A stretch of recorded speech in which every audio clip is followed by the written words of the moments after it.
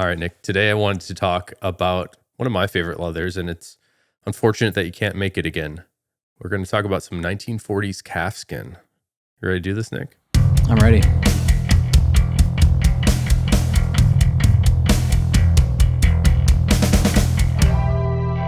There's a leather that I have been familiar with, Nick, over the years, but there's not much of it left. And this is the 1940s calfskin. I've seen it in 3 colors.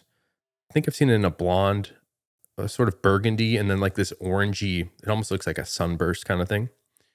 But for people that don't know what the 1940s calfskin is, maybe you can give us the story of that leather. Sure. So there were 4 colors of it. There was a black too, which is long gone. But I actually found a pair of Aldens that were made out of it the other day as I was moving, which is pretty interesting. I'll show them to you next time you're at the factory because they're in my office. But there were 4 colors.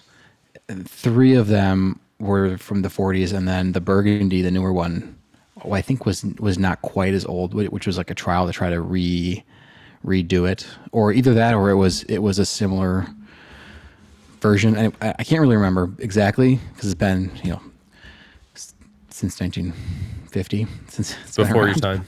Yeah, but I know that the burgundy was a little different than the other 3, but yeah, that's to say that they're all old. But yeah, so we've had this pile of calfskin.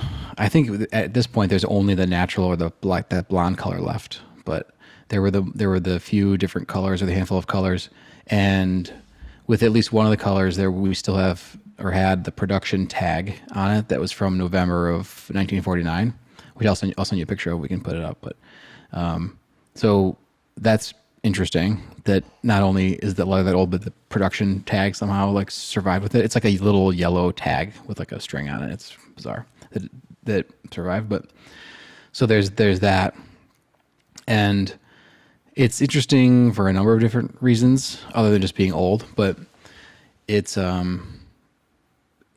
tanned or was tanned using a formula that was developed by Ralph Horween, who was my great grandfather's brother. So is that my great uncle or my great great uncle? I don't know how those terms work. Yeah, First, no, I don't either. So, twice removed. One of those.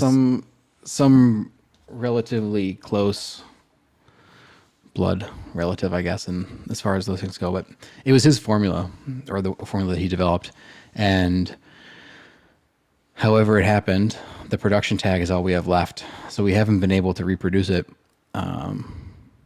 again since that was the last time we ran it. I had seen some marketing material about it, and I think it was called Timber Tan Calf. Maybe you could send me some photos of that too, because it's really cool old marketing. That style doesn't really exist these days. I have a stack in like brown wax paper of the marketing, like pamphlets that they must have put in with the bundles or something, which is interesting. I mean, the name Timber Tan, pretty sick. I mean, that's... Yeah, because it was a veg. It was a full veg calfskin, and I mean, I think that it's interesting. It's sort of an interesting throwback to the way family business works too, where Ralph was a very intelligent, very competent guy, and just sort of came in and out of the business a couple times. And my great grandfather wasn't a fan of that approach, so he ended up not being in the business. After a certain point, he went off and did. I think he was actually an attorney, but it's too bad because he knew how to make good leather. I guess is the moral of the story.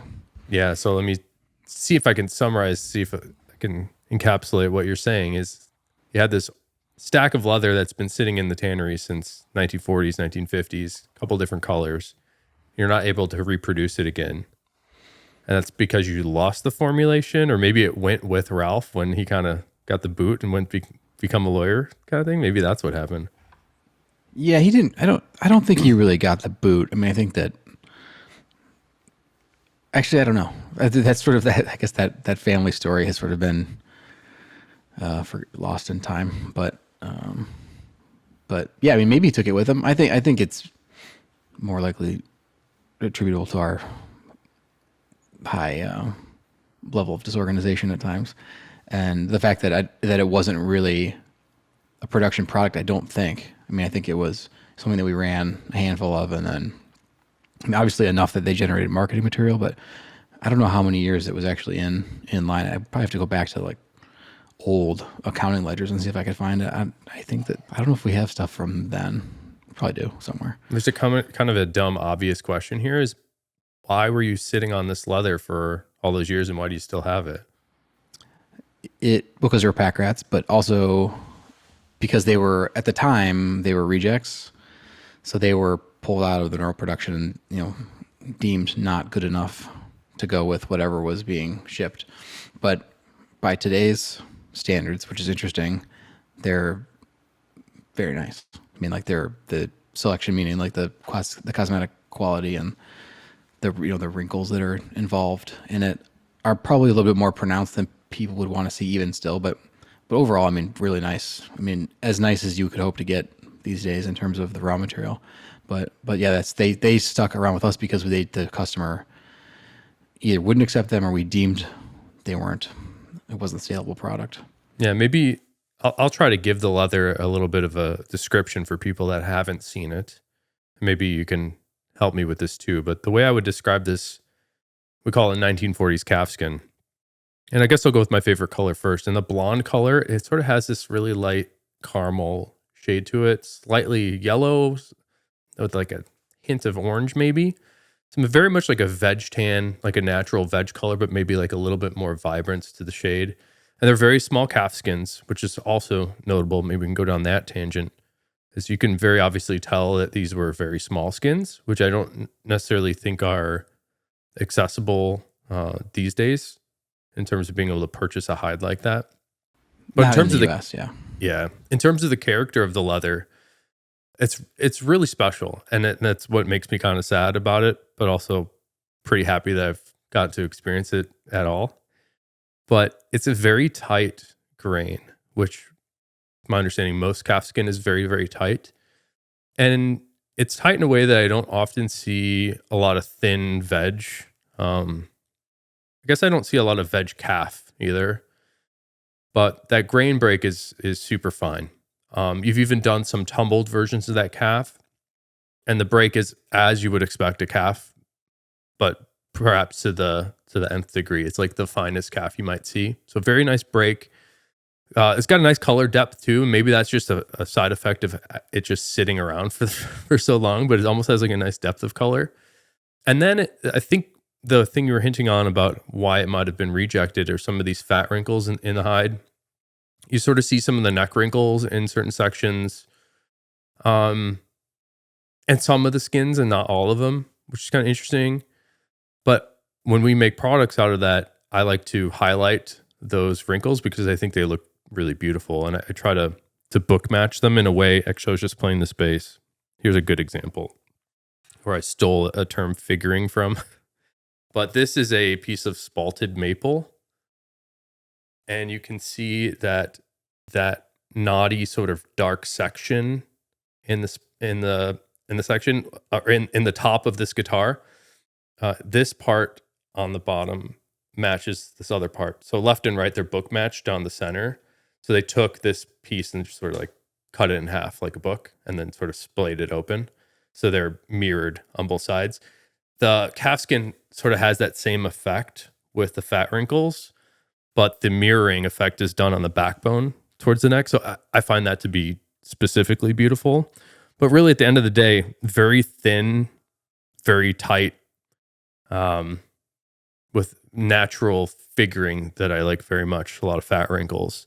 And like I said, we've made some products out of it, and it's some of my favorite stuff. The only challenge with it, if people are picking up something, and there's not much of it to be found, but if somebody's going to pick up a product from it, it's pretty old. So usually when I sell it to people, I ask them to be somewhat careful with it. I haven't yet, over the years we've been making them, I've yet to find one that's sort of fallen apart. But you get the sense of feeling it. It's pretty thin, and you get the sense that it's pretty old. But again, I haven't seen it fall apart. But it does have this sort of like delicate sensibility to it. How would you describe the 1940s calf? Yeah, you got it. All right. No, I'm kidding. There might, I mean, people no, see that's good. different stuff. Yeah, very, very flat and fine grain. And the wrinkles are pronounced, but they're not like deep, the fat wrinkles that Yeah, you went can't across feel them. the neck. And yeah, and over the time, I mean, the leather is, my math is bad, 80 years old. So, wait, no, that's not right. Cut this out. Well, if it was cut this out. Well, if let's say it was tanned in 1950, it's 75 years old. If it's Yeah, so, okay, I wasn't 40. off. That's so bad. I need a calculator for everything at this point. But yeah, so it is. There are spots, especially around the edges, because it's been stacked up, that are a little bit delicate just from being old. So yeah, definitely. There are. We've tried to make and in the past have successfully made shoes out of it, but I think that the age of the stuff and the way it's been stored at this point, shoes probably not possible. I know that there was at least one jacket that was made that was awesome, but and it was awesome for like 6 months until all the snaps like pulled out of the leather because Or it just wasn't rip through it. Yeah, because it was. I don't know if they backed it or what they did to it, but it just wasn't the way they because it's veg, it's not a chrome. You know, there's no.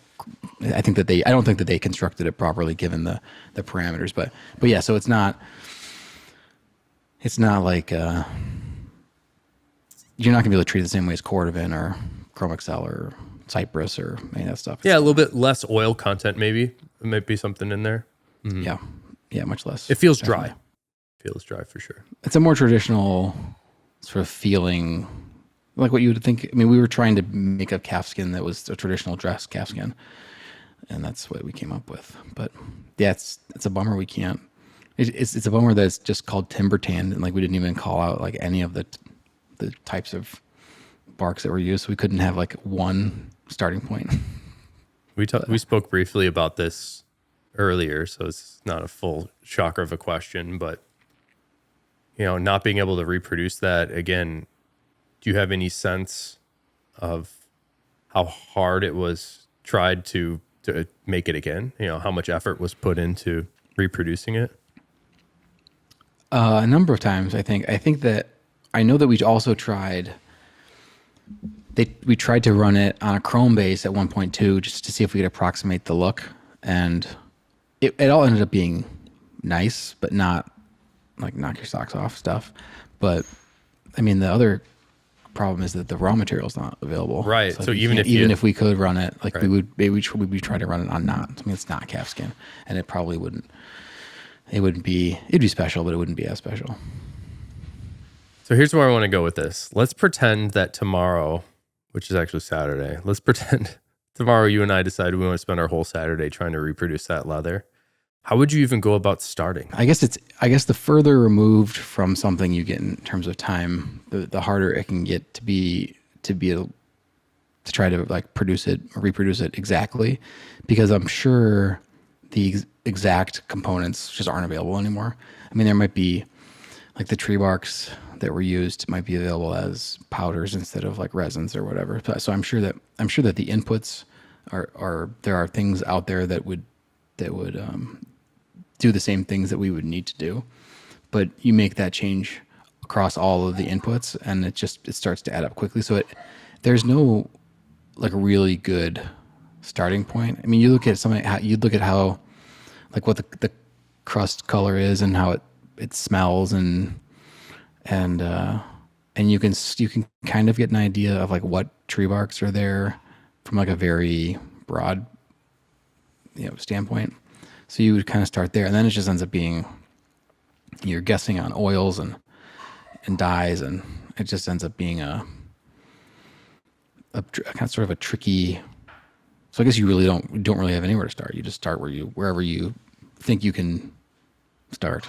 Yeah, it's interesting because I wonder often, like say I started up a competing tannery here in Chicago, and I wanted to approximate Chrome Excel without knowing anything about a formulation. I don't even know how a tannery would knock off another tannery. You know, you just start throwing stuff in a barrel and just keep testing until it's close. I guess. Yeah, I mean, I think that these days you would say, this is the leather I want to make, and then you would go to, some sort of material supplier, like one of the tanning chemical suppliers or tanning agents suppliers that are in various places of the world, and they sell bark extract blends that are already made. So you probably would just start with something like that if you had no concept of where to start at all. So well, excuse my chemistry ignorance here, but couldn't you grind it up and send it to a lab and say, like, tell me what's in this piece? Maybe? I think that you could get some information that way, but you don't have any of the steps down. And there are a lot of steps, and there's a lot of equipment that's old, and there's a lot of handwork that's involved, and it's the water in Chicago is an input, and so I think it ends up being pretty complicated. I think that you can just get a list of what's in something and not. It's like going to I was going to say Alinea. That's a bad example. Mm-hmm. It's going to a fancy restaurant and like taking a plate of food and grinding it up and like having tell me what's in here so I can make it. It's like, okay, well, you've got all the ingredients, but it's not like going to tell you exactly what to do. So I wonder if if you and I were to start doing it tomorrow, we'd probably take an existing veg tan formulation and just start tweaking it, right? Yeah. I think working from the back side or from the end of the process, I think I could imagine some of the finishing that happened. It appears compacted, so it might have been either rolled and glazed. It looks like there's very little finish to it, so it might simply just be that, like maybe like a little bit of like a glazing agent, some sort of wax, and then applying that glass rod over the surface of the grain, give it a little bit of luster, and compact the grain a bit. And then in terms of drying, I was just thinking about this. Like, I wonder how that was dried back in the day, because you didn't have a vacuum dryer, and it kind of has that same compacted grain effect that you might see on a cold pasting. Like, it looks like it might have been pasted up against the glass. You agree? That's my guess. Yeah. It's just interesting because I don't really see any paste on there. I don't really see any evidence of paste that you like. Usually when I see a pasted leather, you can see some remnants of paste around the backside of the skin, although those might have been cleaned up and trimmed out. Yeah. Yeah. I think that, the paste was different too. 80 years ago, 75 years ago. It's just different. Everything was different. So it kind of feels like I feel like I can look at a leather and go like, oh, that was how it was finished. I feel like I can get pretty close, but it's all the chemistry that seems like a total bizarre mystery of just trial and error. Yeah. You end up like just like a regular sort of blonde, light colored Latigo is probably the closest thing sort of like off the shelf in terms of appearance, but it doesn't feel the same way, and it's chrome tanned and doesn't age the same way. So it's just different. It just goes to show you that like, even like we can't even, like, we made it in our factory and we have a pile of it and we still can't figure out how to make it. So you know what? It's just like giving someone a piece of leather and like saying, make this, is like a pretty tall order. Oh, right. Well, you said Latigo, which has a chrome base tannage with a veg retannage. Nice espresso, man. I was just in Europe and I forgot about they don't do coffee like we do, and so I was drinking a ton of espresso, it's better, to be honest. But I really like walking around with a coffee, which nobody does in Europe. Yeah. No. It's like, what's this watery coffee you guys drink? Yeah. But I was thinking about the Latigo too. And it kind of reminds me of a variation that you did called Lat Excel. Remember the Lat Excel? Mm-hmm. I would say the 1940s calf would be most similar to something like the Lat Excel, where it's got that little bit of a less dense feel than Latigo. Latigo has like a little bit, you can kind of tell it's got a little bit more fill from the chrome, where the Lat Excel, from my recollection, had like a little bit more emptiness in terms of the feel to it, like a little bit drier. Maybe something along those lines, but certainly the calf, just like the inherent nature of a calf skin, get you a lot of the way there too. Yeah. I think the most exciting thing would be to get a suitable supply of like really good raw material, because it's like, we talked about this a long time ago about like, that's the canvas for everything that we're going to do going forward. So if we don't have that, like, we're kind of, as tanners, you're kind of beholden to whatever that part of the raw material looks like in terms of how thick it is and how big it is and how clean it is and what the grain looks like and all that stuff. So yeah, that's where we'd start, I guess, is getting the hides. It's interesting though. I actually thought you might have had a more precise answer for how you would reverse engineer a leather other than just trialing and erroring it. But that makes me think a little bit more about Horween and what your unique strength is. And you've expressed to me, as well as your dad has expressed to me, that the fundamental, ability that Horween has that is different than other places is the formulations and the wet end, the retanning and the tanning. So that sort of just tells me that somebody years ago did a bunch of trials and errors. It's so weird. Like, how, I don't even know how they would start. Like, how do you make a better chrome tannage? Because I think that's the other thing. Maybe this is the question here. What is different about your chrome tannage than other tanneries' chrome formulations? Because I think most people think a chrome tan leather is a chrome tan leather and they're all the same. But I will tell people right now that every tannery has a different formulation for their chrome tannage. I mean, the biggest thing is the chrome content. It tends to be lower. Yours does? Yeah. Interesting. I didn't know that. Like, I mean, I think the range is sort of like 3% to like 6% of the finished product is chrome. And for our stuff, we're at the lower end, like the very lower end of that. And I always thought of it like, oh, if there's there's only so many percents in the 100%. So like you have less chrome, you've got more space. There's more, the other inputs are having more influence on the finished product than if it were 6%. It's gonna be softer and stronger, and you're gonna get other things too, but it'll be a different product. So that's interesting. I wonder why you would want it to not be as strong. What's the trade-off? Certainly there is one. Oh no, the strength wasn't a consideration. Like you don't want something to be less strong. I just think it has to do with the temper at the end and the amount of other materials that can go into it and how it'll act in the drums and everything. Oh, I think I see what you're saying. So you're saying if chrome tannage has 6% chrome, that means that there's only 94% chance to have other beautiful stuff put inside. But you're saying by the essence of yours having 3, you have more percent of other things that you can fill the leather with. I see what you're saying. I don't think that's a very scientific or correct way to look at it, but I think that it's in terms of illustrating the purposes. I think it works. Okay, so you weren't saying like, hey, or I guess the question there would be: is there such a strength difference between a 3% chrome tannage and a 6% that is worth getting those extra bit of chrome in there? Not so much. I think that a lot of that strength that you would get at that point, you can get from other parts. You can get from oils too during the retanning process. So there's other ways to get strength other than just the chrome content. Okay. Well, then I think that's a big one that honestly I just learned some stuff too. It seems like the chrome tanning as a formulation, I think, was a big black box for a lot of people. Again, I think people see chrome tan leather and they think it's all the same in the same way that they might think veg tan is all the same. There's also different vegetable tanned leathers. Like we're talking about, this 1940s calfskin has a very distinct and different tannage that we don't know is different than choke cordovan, for example.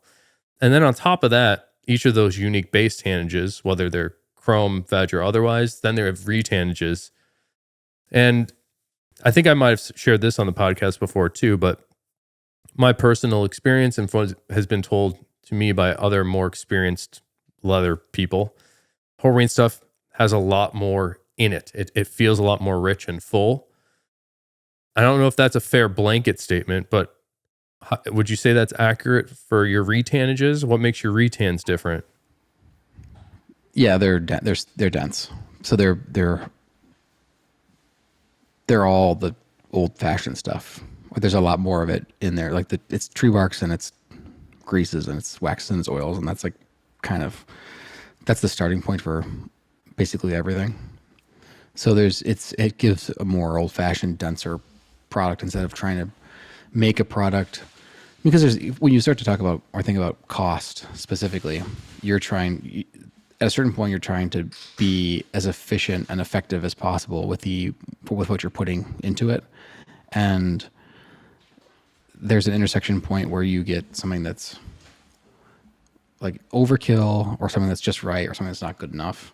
And I think that it can be tricky to find that exact perfect intersection point. And our philosophy is just go way the other way. Like just make it overkill, because then it's going to perform the right way and act the right way. And, and the disadvantage there is that you just have to sort of figure out what to charge for it at the end. Then it's not like you're like, oh, this needs to be $4 a foot at the end. It's like we sort of figure it out, and then we're like, oh, this is going to be this much a foot in order for us to be able to sell it and have it be a commercially viable product, which is kind of a backwards way to do it.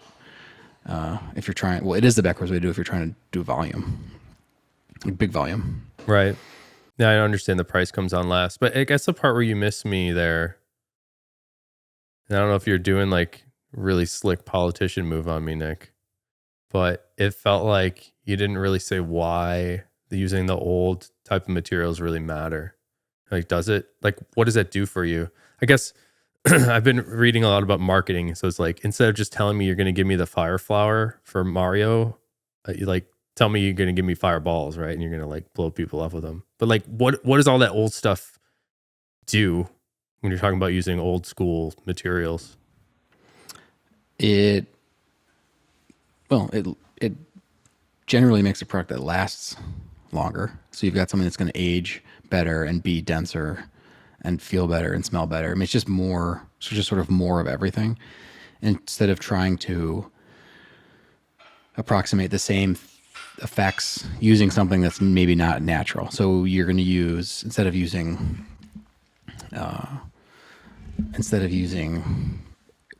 whatever tree bark you've got there, the company that you're working with says, oh, we've developed a synthetic resin or a synthetic retannage. It's chemically identical to this tree bark that you use. And then you make it and it's like, well, no, it's completely different. But it's like, oh, but it's half the price and it's always exactly the same. It's like, well, so it's tempting to try to make changes like that to make things easier to make and make things more consistent. But you have to resist that at times in order to keep your philosophy alive. So I think that's a big part of it. Does that answer your question? Yeah, I mean, is that real though? Just if somebody says, "Hey, we figured out a chemically equivalent thing to cabracho," for example, like this is exactly the same molecules. That's literally what happens. I don't know if it's happened with tree barks, but it has definitely happened with other inputs where we'll get something and it'll seem, something will start to come out different, and then we go back up the chain and try to figure out like, oh, this is different now, so what's different? And then like, oh wait, we made a change to this this dye stuff or like whatever it is along the line, and they'll say we're manufacturing it differently, but it's chemically identical. And we're like, well, it's acting completely differently for us. So it might be chemically identical, but the issue is like, you didn't let us know that you changed something. You just like changed it and then just like said, oh, since it looks the same under a microscope, we don't have to tell anybody. Oh, I see. So it happens. Yeah, I guess like when I think about, at least just in my experience, and this is, I don't know if this is me being a shill as usual. If anybody doesn't know, I like Horween leather a lot. Nick Horween owns the tannery. So this bias is out on the table here. But, when I feel Horween stuff, it feels very, very full, very, very dense. Some leathers can feel very rich. And then if you feel a little bit more of a mass market type of product, it tend to feel more of the finish, because I suspect that they're hiding a little bit of what has been tanned inside of it. So my thesis would be is if you took a mass market leather before finishing the crust, and you took a Horween leather before finishing also a crust, and you were to compare the surface feel as well as the temper and the body of the leather, I think you would find the mass market stuff to be really empty feeling, very raggy. And I think you'd find the Horween stuff to have a lot of body to it and feel very rich. And that's just been my experience. And I see a lot.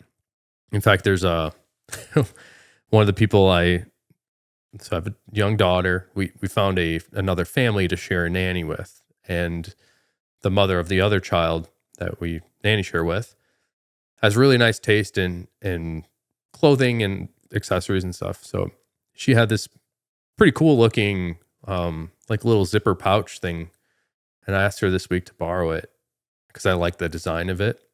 But feeling that product, even though I think it looks cool, as soon as you pick it up, you can tell the difference between something mass market like that is and something like the Horween stuff. It's very, very empty feeling. And it, I think it seems like a lot of the value prop for Horween is feel and look to some extent. But I think what people really want is durability. Would you say, I don't know how you would fight that, because I don't see a lot of leather, and I'm also like a wimpy wearer of leather, I think. But I just don't see a lot of leather that's ripped because of the tannage itself. I often see more of ripping because the manufacturer of the final product has decided to thin down leather in certain sections. Like you were talking about on that jacket, maybe they should have backed it with something a little bit more firm because the hooks or whatever just pulled right through the snaps. I don't know. What do you think about that? Am I on something here? Yeah, no, you are. I think that one of the reasons to go to use leather instead of something synthetic is because because of the way it feels, and that it's a little bit different every time, and then also that it's going to get better, hopefully get better as it ages. So you've got those things, and then there are times too where it actually does perform better. It's more, there is a durability component that's there. I think that as a general statement, leather is more durable than a synthetic in almost every. I can't think of any at least off the top of my head where something synthetic. I guess maybe if it was something that's wet all the time, wet and dry over and over and over again on a daily basis, maybe something that's like plastic or would be better, but not that much better. But yeah, so I think the change over time thing is a big consideration, and then the performance. But yeah, I think that once tanneries and the technology of tanning at this point around the world, I think is pretty good. I think that it's pretty consistent. I think that from an entry level, like whatever that means, an entry level leather, like you're going to get you're not going to get something that's going to fall apart. Like you're going to get something that at least is going to, there's enough options out there in terms of anything you could ever want to make at enough different price points up and down the line that you'll be able to get something that's going to hold up. And then once it gets into the manufacturing, that's where things can start to be an issue. Like, but if you've got something that's super thin and you've got too many stitches per inch and you end up just perforating it, I mean, that can be, or you thin it down too much, or it's too thick and starts to pull apart, or the glues aren't right. I mean, there's a million different ways, a million different things that can happen. Okay. Sometimes I think about cars being a good analogy for most things. And I don't know, like modern manufacturing, pretty good, like you're saying for leather, but certainly for cars, it's much improved over the last several decades. Maybe that's not true. I guess I'm not much of a car guy, but I would assume that a car built today is just inherently better than a car built years ago, even if it's the same exact design. Yeah. Right. Metallurgy, things like this. Yeah. There's all these like funny, I guess it depends on who you talk to, but like you take like the most high performance sports car like in the world at 1960 and you put on a track with like a Toyota Corolla like that was made yesterday, and like the Corolla's just gonna like smoke it. Is that right? Yeah, it's just, I mean, I don't know how correct that particular analogy is, but it's like, yeah, you've got so much more time and experience making something, and it's just more. I think that the difference is maybe that whatever the bell curve with your standard deviation where most stuff falls in the middle. I think that the upper and lower extremes of that are closer to the middle, if that makes sense. Say that again? In a lot of different cases. Give me an example of what you mean. I knew you were going to say that. I'm sorry. I was going to say cars, but my car example falls apart pretty quickly. Well, maybe we can do cars. Maybe we can do like cars in terms of like reliability. Like I think cars in general these days are pretty reliable. I mean, if you're looking at a car that was made like this year, like overall, like if you look at everything, that's pretty reliable. And that can be anything from like a, whatever, like a, I always feel weird like isolating or like picking on brands, but anything from a Ford, like the difference between a Ford Fiesta and like an AMG G-Wagon by Mercedes in terms of reliability on day one is like probably zero. Like every time you get in the car, it's going to start, right? Mm-hmm. And I think that if you were to buy a car, two cars at like opposite ends of this price point off the whatever lot, if they had those 100 years ago, I'm not sure that cheap car is going to start every time, if that makes sense. As a new car? Yeah. Oh wow. You think 100 years ago, if you bought a car off of a lot and it was brand new, that they know what they're doing enough to like it's going to start every single time? I don't know. I have no experience living 100 years ago. I'm doing this thought experiment as we're. No, you might be right. Didn't they have to like hand crank it? I don't know. Yeah, I guess like as what I'm getting at is like, I think it's a quote from your dad. It's like, hey, yeah, sure they were the good old days, but like they weren't always all good, you know? Like, are we just doing nostalgia for nostalgia's sake in terms of Horween's tanning, or is there actually something to it? Both. Yeah, I would say. Yeah.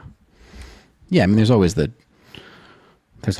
like you look back, it's like, oh, things were so much easier. It's like no, they were just relatively different. I mean, maybe there was less complexity, but also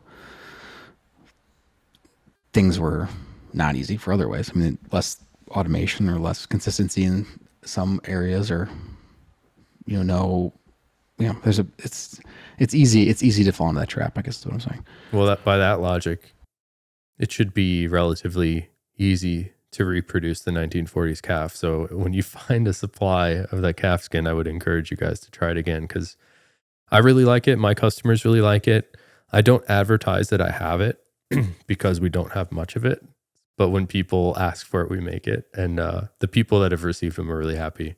We just shipped one out this week that had that sort of like book match thing I was talking about. And the guy called me up. He's like, hey, what do you think of it? Like before you send it, like, do you like the way it looks? I'm like, yeah, man. I'm not even going to send you a photo because I want you to experience it for yourself. Like when you open it up, how awesome it is. So that 1940s calf is special. I'm just a little sad about it because I wish you could do it again. Well, maybe. It's been a few years since we've tried another tri-lift calf. Just to get some raw material in, but it's not going to be, at this point, it's not going to be, unless we can get it from a very different source. I mean, just getting it from our normal sources is going to be the same, unfortunately. It would be really awesome if we had this whole conversation at the end. You'd be like, surprise, we did all this work and we were able to reproduce it and it's perfect. No, that's not happening. Although that reminds me a lot of this Russian reindeer thing, which is bullshit. I mean, they found skins in a sunken ship in the Arctic or something, and it was Russian reindeer leather. They found it decades ago, and somehow they keep finding more of it. Right? So I think that one's a bunch of crap. This calf skin is not. So there's only so much of it. Yeah, there's probably only, I don't know how many. They're thin, so it's like when you look at a pile of leather, the thinner the leather is, the harder it is to guess how much is in it. But I don't know, 50 of them left, maybe. And they're not all, I mean, since they were rejects, like way back when, all 50 of the, like we've gone through the pile so many times that those 50 that are left are not, like they're good for what, like small wallets and stuff, but there's no big cutting left for sure. The last batch that your dad gave me, he wouldn't even let me pay for them. He's like, look, I can't sell these. But if you can make something out of it, just give us a couple bucks every time you're able to make something, and we're good. Because that's how dwindled down it is. Like there may be 8 feet in area, maybe a little 10 feet, maybe. Very, very small skins. And then there's rot in areas, there's cracking in other areas. Some of it's just like cut from like the natural, like the animal being out in the field. Just uncuttable areas, which is a shame. But yeah, there's really not much left. So people that have it have something really special. Anything else you want to touch on with that, Nick? Or should we move on to favorites here? Because I want to talk about Belgium. Oh yeah. No,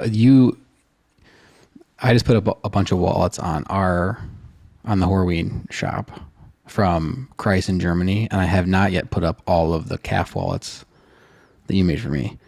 So in there's tumbled batch of stuff.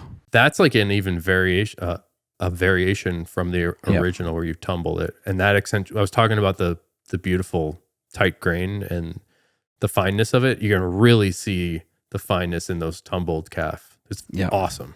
It's awesome. Yeah.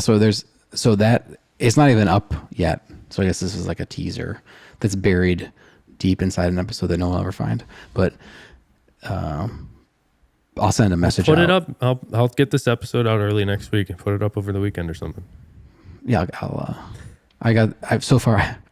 You were very generous to take those pictures for me. I got the marble shell stuff up and the boot black shoe care stuff. I got all that in from Japan, which is pretty cool. I think it's interesting.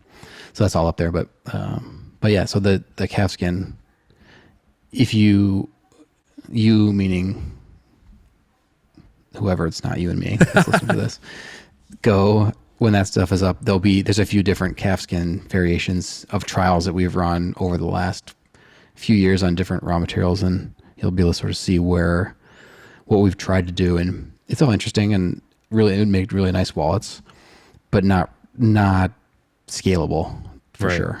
Yeah. And each wallet on that, I know you don't have them up yet, but I took the images. Each image is of the exact wallet, which I think people find compelling, and like people want to know that. Yeah. So yeah. The other thing is, Nick, you reminded me, I've been working on my creative game since I've been back in town. Although I've been pretty sick, I'm starting to feel a little bit better now.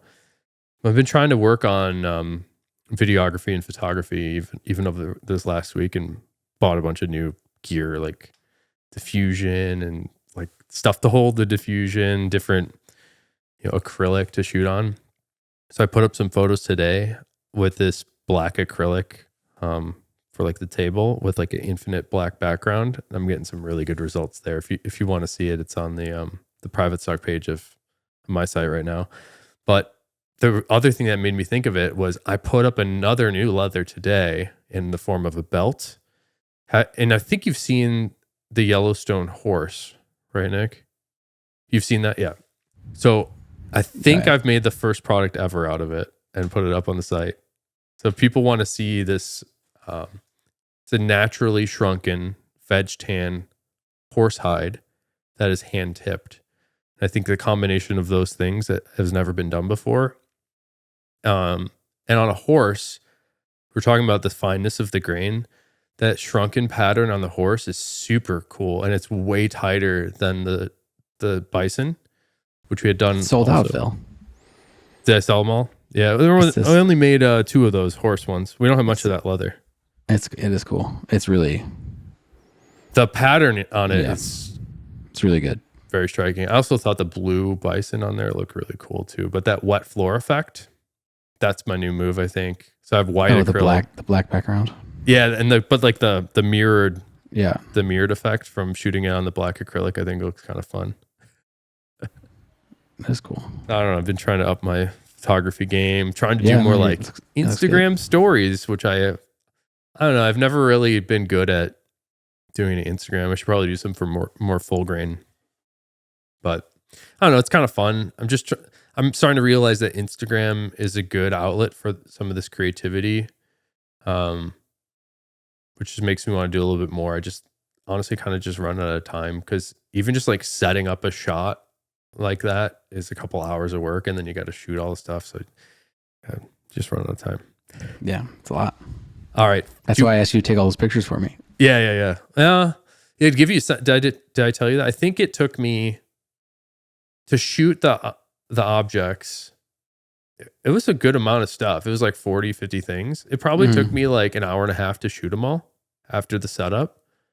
And then to edit is like another, like double that. So it's like, I think people don't really, like my business partner certainly doesn't understand. He's like, well, you just take a picture. So you get a good camera. Yeah. Dan, like, we're talking about Dan. Yeah. He's like, we just Like, take it with if I your had phone. the camera, I could take those pictures too. That's what he says. He's like, I take pictures all the time. All right. Dan. Do you want to jump into favorites here? Cap off the episode? I guess I kind of did it talking about those Okay. wallets that came in. I think that if you're listening to this, go check out the shop, Horween.com, and click on the shop button. And there's just some really awesome marbled shell wallets and some color 4 stuff and some natural stuff and some NATO straps and some stuff that just, the keychains are super cool. It's just like, I'm always, whenever I get a new batch of stuff like that, where I picked out the shells, sort of accumulated them over time. Like, oh, these are nice, or this is like, these color 4s are really nice. I'm going to take a couple, from a lot or from a production run that was like probably 2 years ago, and just was sitting on them for whatever reason. And then same thing with the color 8s. And then you send them out and they come back, and to sort of see how they get translated into a product is awesome. And the same thing happened with all the calf stuff that you did, where it's like we had those little calf skins for 4 or 5 years probably, and they were just rolled up, and it's like, let's make them into something, and then they finally turn into something, and you're like, yeah, why didn't we do this? Yeah, those calf skins, I had a note on the bundle from July last year that I just hadn't gotten around to making stuff for you. So sorry it took so long. Yeah, so you had them for a year. We probably had them for 3 or 4 years before that. Yeah. Sorry. Well, I'll take okay. take some of the blame off myself, because I think I harassed both you and your dad. I was like, hey, I've got this bundle. What do you want me to make? And I kept asking, and I think eventually I was like, how about I just surprise you? Yeah. It worked out. They're beautiful. I thought it turned out well. They're good. Yeah, they'll be up. They'll be up soon. All right, let me encapsulate as my favorite, encapsulate Belgium in 4 categories for you. And I think it will give you a good sense of Belgium. So my band had a music festival that we got to play at in Ghent, Belgium. Was that a little over a week ago? And it was beautiful. Belgium was really neat. And I think I can summarize Belgium by talking about the things that people think of when they think of Belgium. So these would be, I don't know if you knew this, Belgian fries, Belgian waffles, Belgian chocolate, and Belgian beer. Okay. I think the most surprising from those categories, the 2 polar extremes were very surprising. So one was very, very bad, and one was very, very good. So we'll start from worst to best. All right. So you read in these guides, and everybody's telling you, oh, you got to check out the Belgian fries. You go to a restaurant, they go, we don't make French fries. We make Belgian fries. Like, all right, we get it. They're like a little thicker, and they're not, shoestring potatoes or whatever. They're not good. I mean, they're fine, but it's not even close to like a McDonald's fry. They don't put any salt on it. It was just like, and every time we try it, because you read a thing, you're like, this place is known for their Belgian fries, and you go, okay, well, I have to try it. We'd eat like 2 of them and just not eat anymore. It wasn't like something you'd want to vomit from. It's not like it was inedible. You could eat it, but it was like whatever. It's kind of a regular fry. So that was one extreme. Way overrated Belgian fries.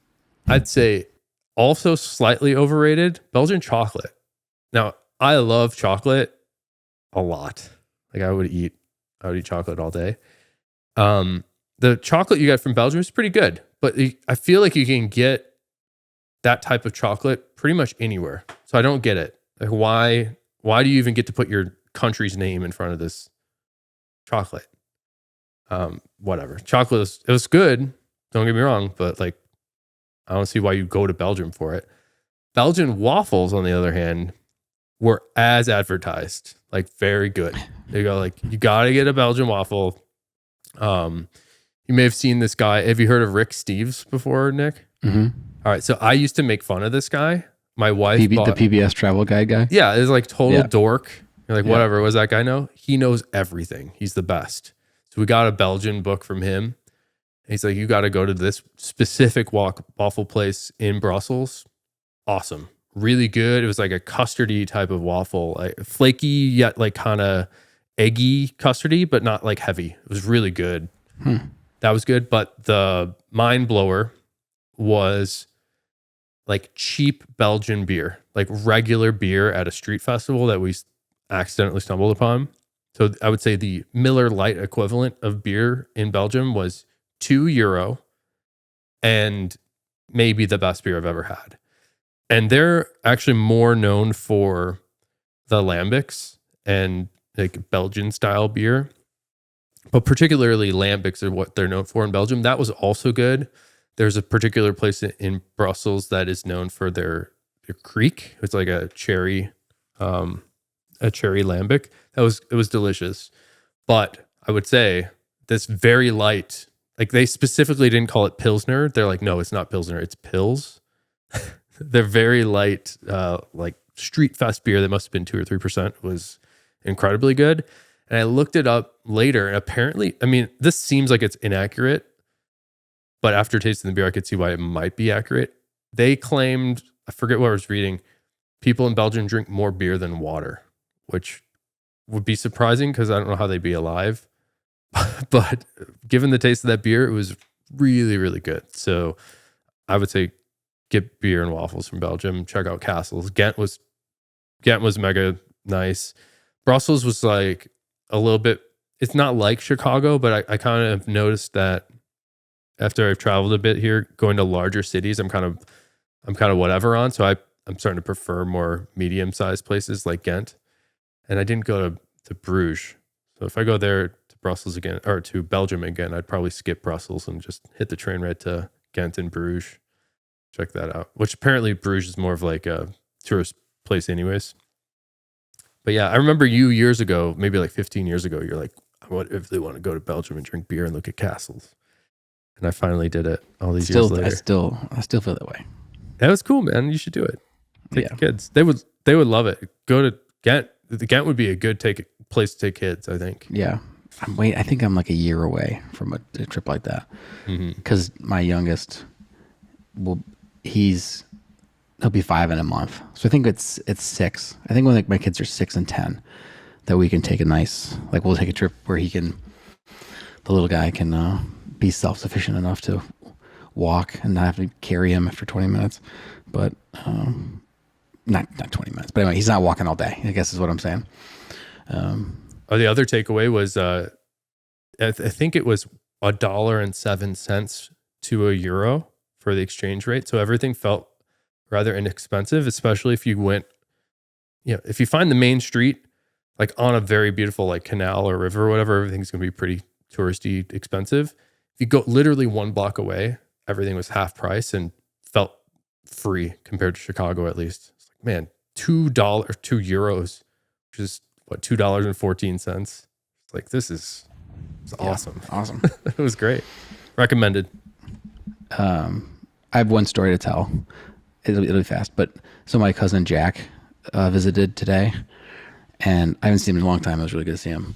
But he started to do some leather crafting and stuff. But he was telling, and I'm going to tell the story. I don't know if he'll listen to this, but I'm going to tell it because he won't want me to tell it.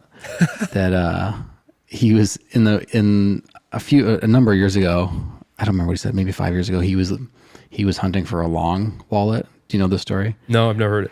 Okay, so he was hunting for a long wallet, and he was trying to figure out what because he liked them and he wanted to get one, and then he ended up on the Ashland site, and he was looking at the wallets, and he's like, "Oh, I like those wallets, and they use Oregon leather," and so that's what he wanted. I hope so, obviously, and but you guys were sold out of the long wallets at that point, so and I think this may have been longer ago, because you may have still been, I don't know, you would know. I don't know if you introduced the long wallets while you were still doing both gigs or if you were just doing. It might have been about that 5 or 6 years. Yeah. Yeah. So he was sold out, or you guys were sold out, and then so he sent you a message. Me. And he's like, yeah. Well, I don't know if it was you, don't but remember. The Ashland you, and he's like, yeah, I was hoping you guys maybe you guys could make me a wallet. Like I could talk to my uncle and like maybe get some leather to you guys. And then like a day later, my dad, like I don't know if it was you or Dan, went to my dad and said that like, oh, this guy's trying to buy a wallet, and he says that you're his uncle. And so it just got back to him. And did we do it? I didn't get that far. He was so embarrassed that it happened. I just thought it was funny. I don't remember that. Yeah. I'll make him a wallet. Those are like the most expensive thing we make right now. Yeah. Huge. They're cool though. Yeah. But anyway, is he making them now? I don't know. I think he's making like some small leather goods and some card. I think he was telling a story. He was trying to get some stuff. We'll shout him out if he starts making stuff. He should call it Horween Leather. Well, is he a Horween? His last name is Schweitzer, but he is. I mean, there you go. Bring him in. We have the same grandparents, so. Does he have a brand? Does he have a brand, or is he just doing? I don't know. I'll have to find out. Yeah, we should shout him up. Yeah, it was not a very long visit, and then he went to Pequod's wisely. You know what, man? Have you been to Pauly G's?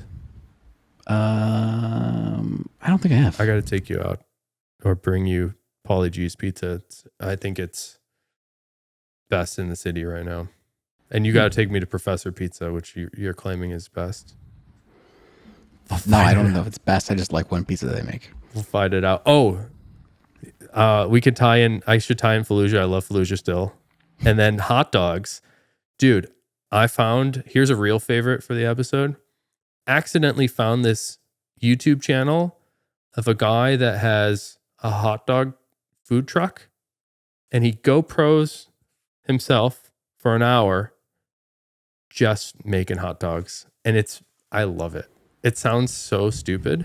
I realize this, but go on YouTube and search hot dog truck POV or something, and it's addictive. The guy is a wizard. It's just really fun to watch a person in their element where they're just like, all right, we're going to do this. And he also makes like really bizarre hot dogs in New Jersey with like potatoes, like mashed potatoes. I've never seen this, but I'll link it to you. Guys, it's like a shepherd's pie on the go. Yeah.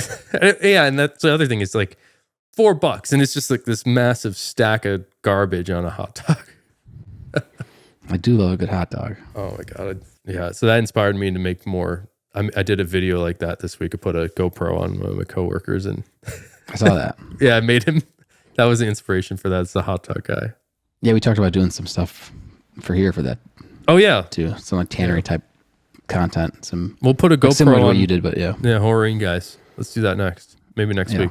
That'd be all cool. Right. If we can get someone that would agree to it. Yeah. Well, thanks for another episode. Thanks for another episode, Nick. Good to see you again.